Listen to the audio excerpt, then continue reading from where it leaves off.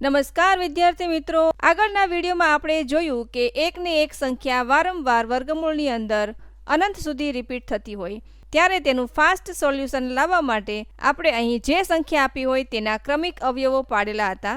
જેમ કે 72 અહીં આપેલા છે તો 72ના અવયવ થશે 8 9 72.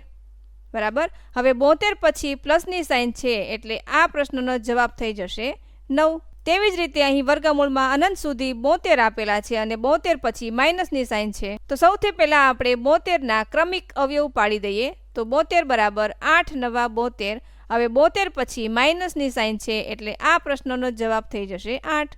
ચલો, અહીં સુધી તો આપણે શીખી ગયા છીએ.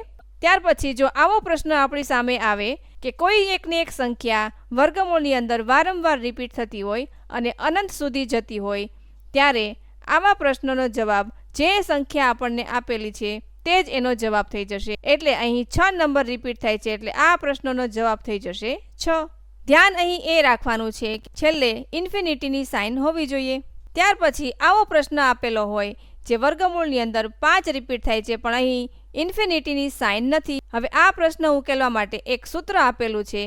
x ને બેઝ તરીકે લેવાનો છે એટલે કે આધાર તરીકે લેવાનો છે અને તેની ઘાતમાં 2 ની n ઘાત -1 છેદમાં 2 ની n ઘાત. આ રીતના સૂત્રની અંદર આપણે વેલ્યુ મૂકવાની રહેશે.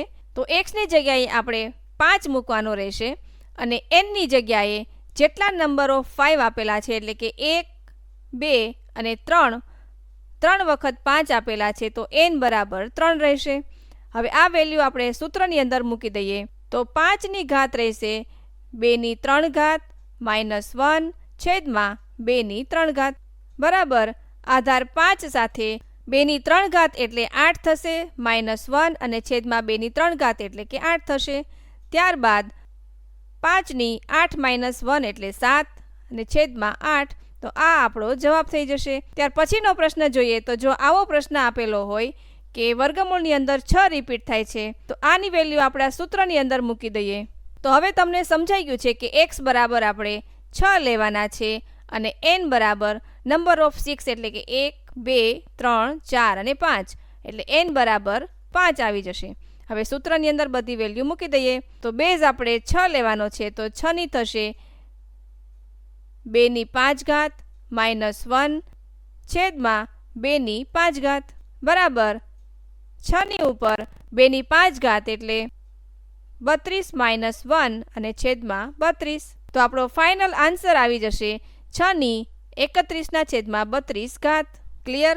નેક્સ્ટ ક્વેશ્ચન જોઈએ તો વર્ગમૂળની અંદર 3 રિપીટ થાય છે તો ફરી આપણે આપણા સૂત્રનો ઉપયોગ કરી લઈએ. તો અહીં સર્વપ્રથમ આપણે x બરાબર 3 લેવાના છે અને n બરાબર 4 લેવાના છે. બરાબર. હવે વેલ્યુ મૂકી દઈએ તો આધાર 3 સાથે 2 ની 4 ઘાત -1 છેદમાં 2 ની 4 ઘાત બરાબર. આધાર 3 સાથે 2 ની 4 ઘાત એટલે 16 થશે, -1 અને છેદમાં 16 બરાબર 3 ની 15 છેદમાં 16 ઘાત. આ આપણો ફાઇનલ આન્સર આવી ગયો. આઈ હોપ તમને આ શોર્ટકટ્સ ખૂબ જ ઉપયોગી થશે.